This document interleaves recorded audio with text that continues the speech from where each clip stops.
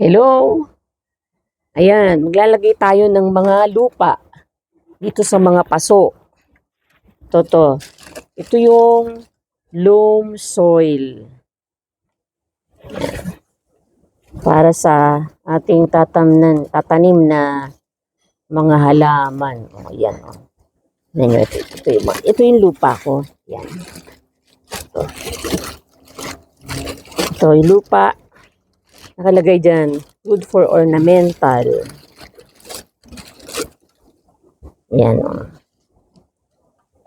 Ito yung lupa. Yan. Ito natin lalagay yung mga tanim natin. Yan. Ito. Yan. Mga lupa. Lalagyan muna natin bago tayo maglagay ng tanim.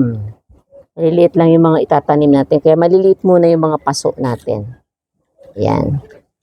Ito yung pinanggalingan ng mga maliliit na binigay ni Sis Risa. Yan, isalin ko na.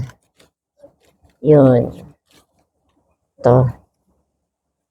Maganda tong lupa na to. May nabibili nito sa mga garden eh. Oh. Yan.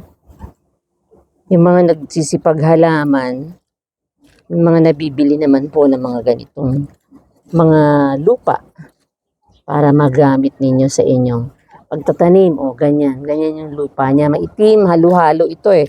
Meron siyang garden soil, coco peat, organic fertilizer, vermicast, carbonized rice hull. Yun ang kanyang composition. Yan. Kaya yun, magandang pagtaniman. Yan, magtatanim po tayo. Ang itatanim natin isa ito, ang mga aloe vera na to. Oh. Yan, mga aloe vera. Kasi, marami na silang masyado. Dapat mailipat na to. Yan o, lumalaki pero nakaangat na yung ugat sa lupa. Kaya, mamamatay din to. Kaya kailangan ilipat na natin. Ito natin lalagay yung isa. Medyo malaki-laki naman to ng konti. Ito muna natin lalagay itong isa na to. Natin lalagay. Ito natin kasi mataas na siya eh. Ayan. Hitiin lang natin ng konti para tumayo na. Tapos dagdagan ko ng lupa. Yan. Yan. Sana mabuhay.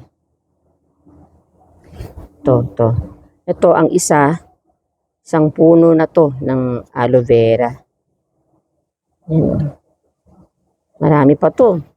Maraming puno ito. Na mabuhay. Yan. Na mabuhay sila. Yan, meron ako isa. Ito, isa aloe vera. Yan. Itong isa na to. Kasi mga iba naman. Ito naman, mga maliliit. Ito ko naman ilalagay yung mga maliliit. Yan. Yan po. Thank you.